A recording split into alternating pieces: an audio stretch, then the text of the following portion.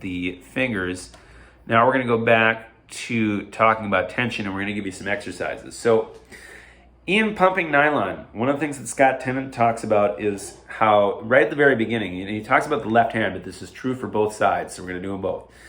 If you just stand relaxed, having done the stuff with your torso earlier to seat yourself relaxed, then if you let your arms just fall at your side, what happens is if you let your arms just fall to your side, that's gravity pushing them down. And now there's no exertion holding them up. Other than, I think there's always kind of like a low hum. Like your body's always exerting a little bit of muscle just to fight against gravity.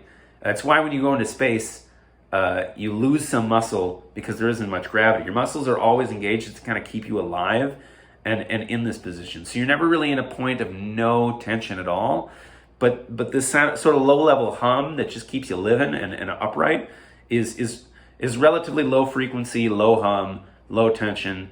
Not the kind of stuff that we're really going to worry about. You should know about it, but you're not going to experience it or worry about it. What's important right now is that we're kind of just at rest, right?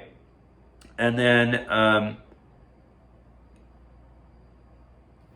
you want to make sure that while you're in this position that there's no rotation of the arms as well, because you could conceivably be at rest in terms of abduction and adduction or flexion and extension, but you could also then be holding your arm so that your arm is twisted. So you want to make sure that that's relaxed and you're just at your side.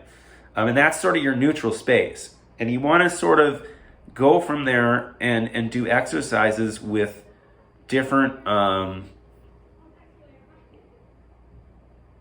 Well, I'm just going to check my notes here.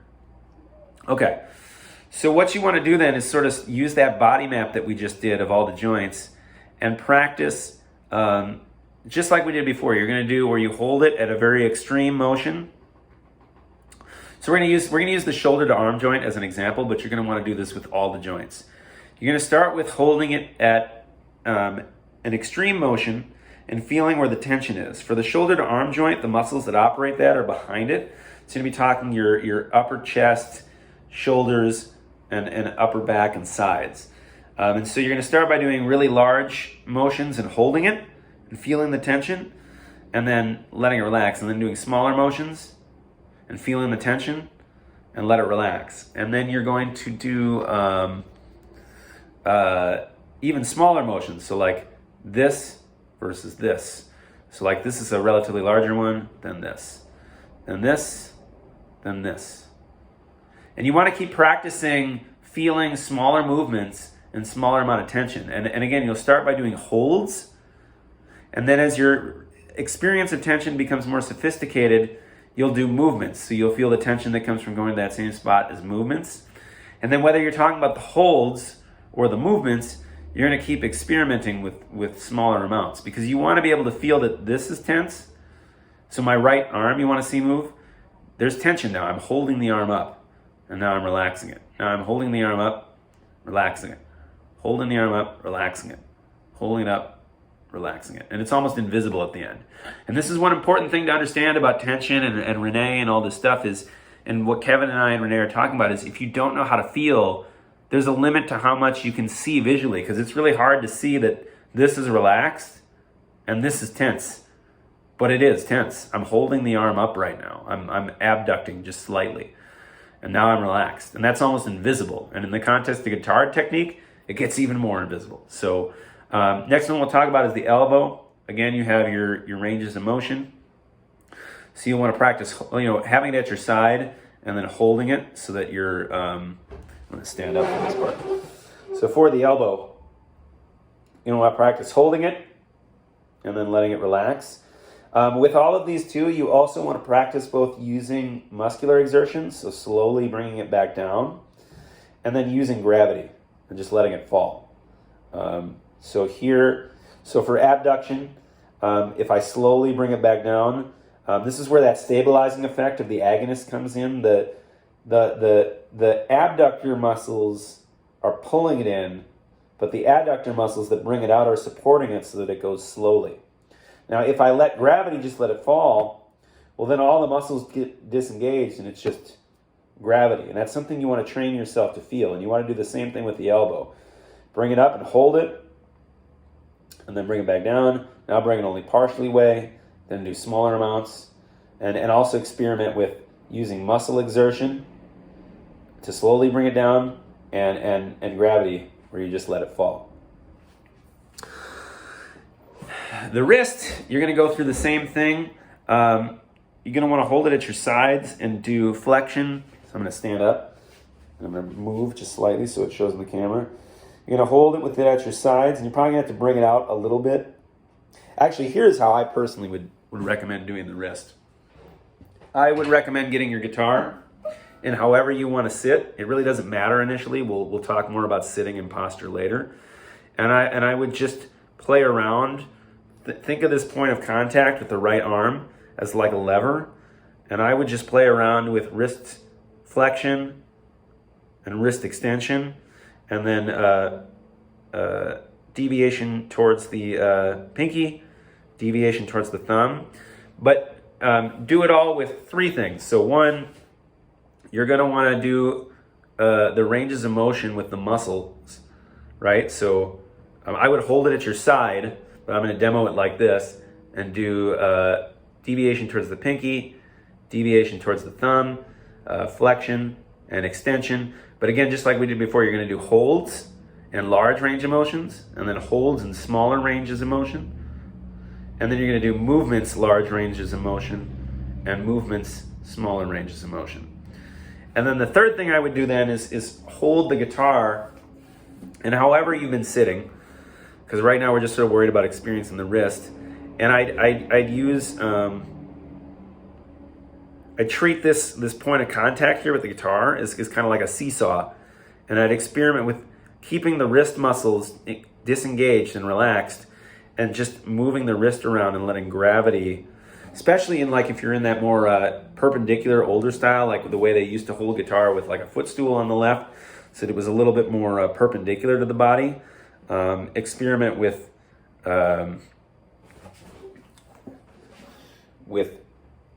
moving the wrist around and doing flexion and extension and deviation. So this exercise where you kind of use the elbow is experiencing deviation, but this is all gravity. It's no wrist muscle. And then you use the shoulder to arm joint and use this like a seesaw lever to experience flexion and extension as a result of gravity. And so to kind of summarize, you want to both learn how to control those with muscle and experience the tension from that, but you also want to experience that passive tension that comes from positioning through gravity. Another exercise that you can do for the wrist to do this is you can leave it at your side, in that relaxed position with your arms at your side like Scott Tennant talks about, and just raise the wrist up and experience what happens as you move it around with the shoulder to arm joint, and watch how as it falls it becomes more lined up with the forearm, versus as you bring it up it becomes more extended, and as you change positions. Like here you can see like it's really flexed and being pressed down by gravity, whereas if I change the alignment or the positioning of it through the shoulder to arm joint, it changes the alignment of the wrist with the forearm.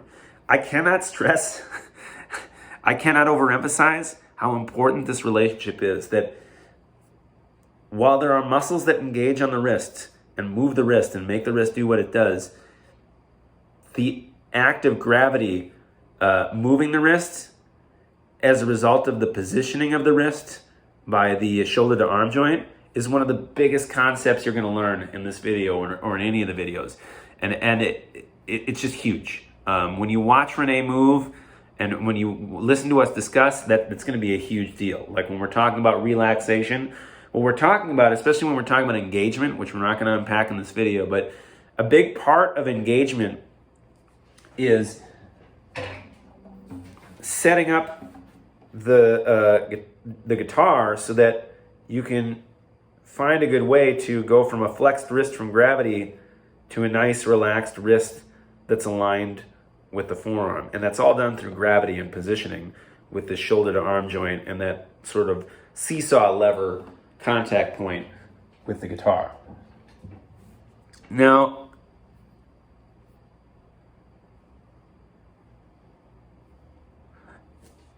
what we've kind of done is just experienced my body mapping method. You use the location of a specific joint used to play guitar and you examine it. You get an approximate description of where the muscles are going to be. So for the shoulder to arm joint, they're kind of in the upper back, shoulders, and kind of upper chest area. And then the muscles that act in the elbow are going to be in the top and bottom and sides of the upper arm. Forearm rotation is going to kind of be in the upper arm and forearm. The wrist muscles are going to be in the forearm. And then the finger muscles they're the ones that control the knuckles are in the hand. And you can actually use those to spread out or to combine. And then they also do this motion.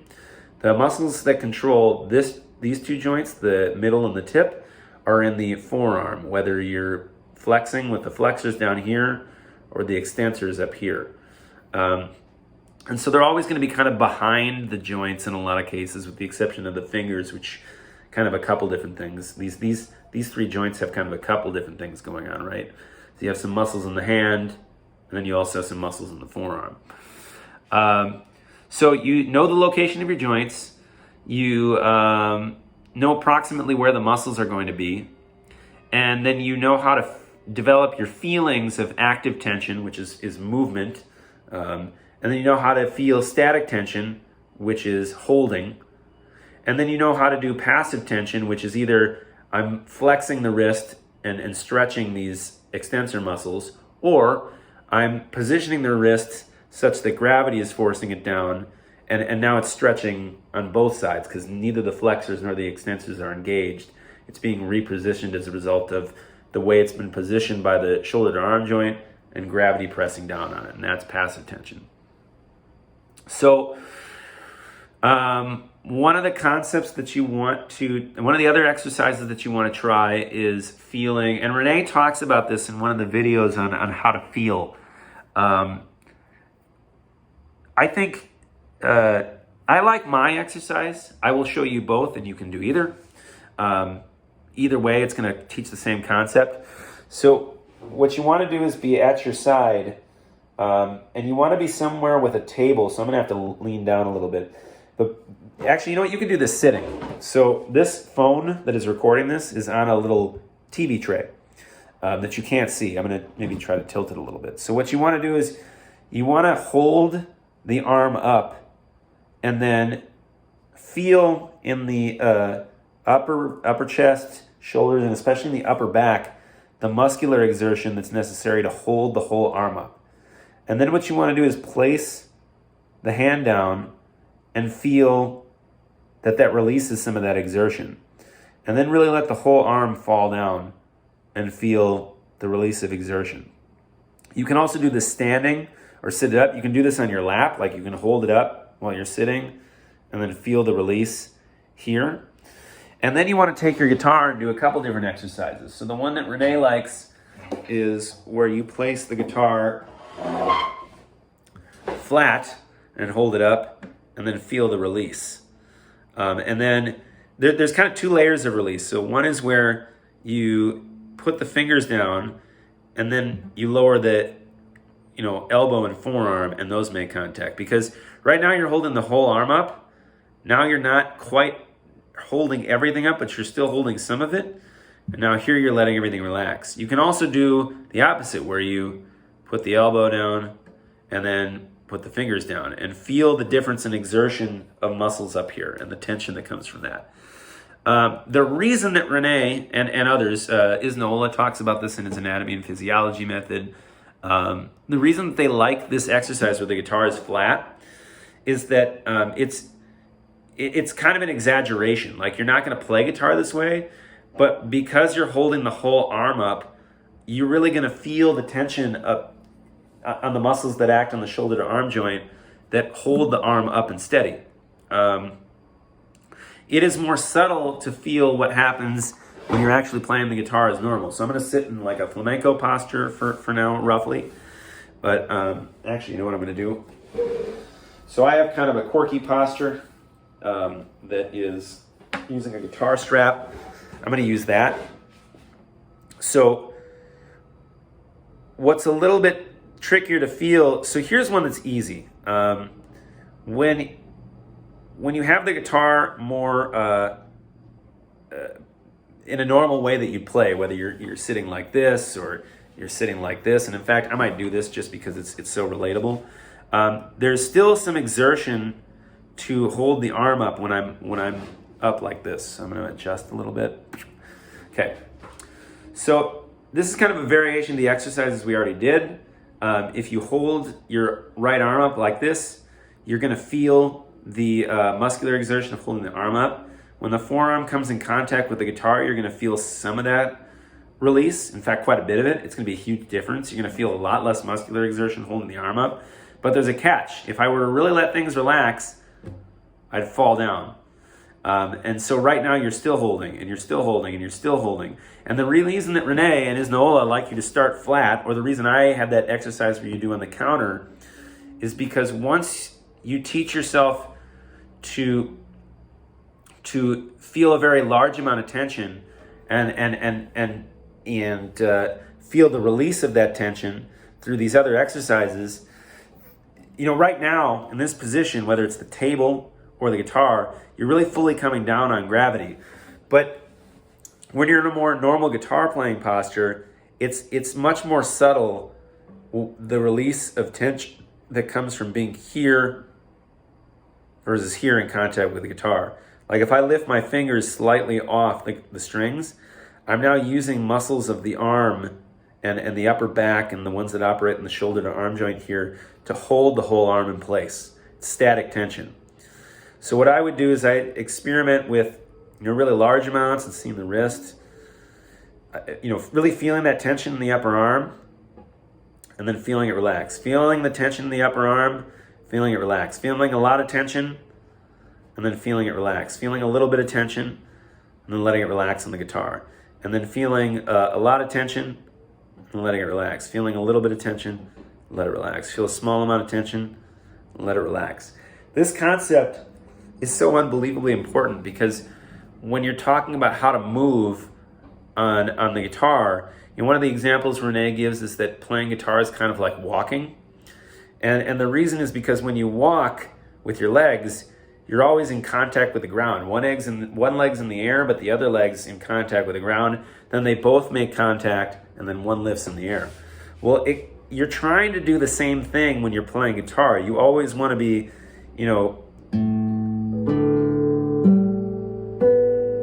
in contact. Now, I'm exaggerating a little bit, and there are plenty of times where it is good technique and good musicianship and a good decision to be in the air. But you want to learn to feel, so like if I'm going to play a little bit of Bach. Try to see how to the degree I can I'm keeping all my fingers in touch with the top of the guitar and the strings.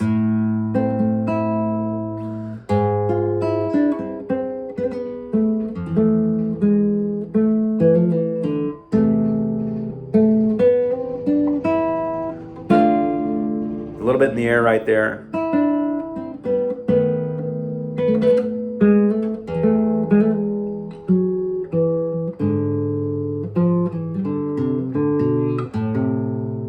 And through a combination of anchor fingers, which we'll talk about, and planting, you're always in contact with the instrument, as though you were walking with your fingers.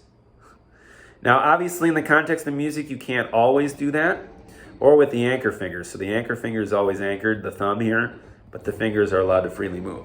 Now, obviously, there's all sorts of legitimate reasons you can't do that all the time in all passages of music. But that's kind of your goal.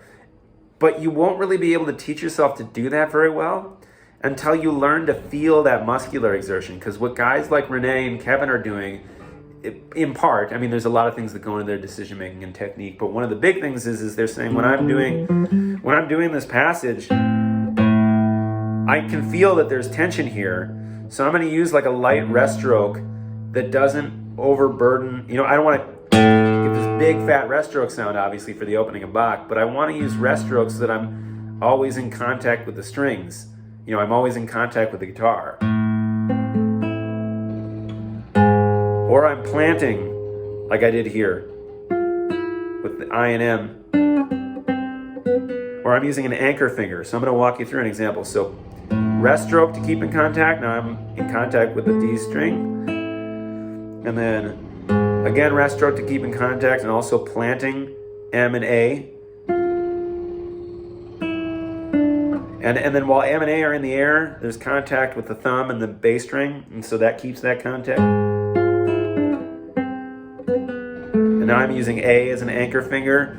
Now this is a piece I played 10 years ago and still remember the fingerings of. Not necessarily how I would at all play Bach now or anything I'd recommend, but it illustrates well the point I'm trying to make, which is you have to teach yourself to feel the muscular exertion in the upper chest, shoulder, and upper back that acts on for the muscles that act on the shoulder to arm joint. And you have to teach yourself to feel the being in the air, so that when you're playing and you're doing your fingering, you can teach yourself then to set your fingering up so you're in the air as little as possible. And this is also another point that comes in the left arm too, because the left arm, to the degree that you can, you want to set it up so that you're always in contact with the guitar and well for the same reason. So for this one, you'd hang at your side, and then you'd bring it up, and you'd feel some of the muscle exertion that comes from flexing and from holding it in the air. And then you want to feel when you fall into the guitar that the muscles of the upper back, shoulder, and upper back, the shoulder, and the upper chest all relax, because once you fall in and let gravity bring you into the guitar neck, now you're not holding it up. And so when you're doing passages like in Barrios, so it'd be what would be the one I'm thinking of?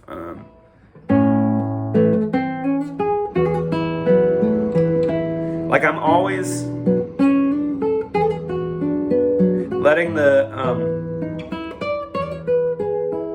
like every position I'm letting the arm just fall into it. So maybe when I have to do a shift, I'm in the air, but as soon as I come down, I let things relax. Same with, so I'm in the air, now I'm relaxing. You could see that there. It's like when I go into that B minor chord. I'm exaggerating this for the video. This isn't exactly what it would look like when I'm actually playing the piece, but the idea is like you feel the arms sort of hang off the neck rather than holding it up. Because it is possible, and a lot of people do this, where it's like they're always playing holding up, and you need to learn to play in such a way that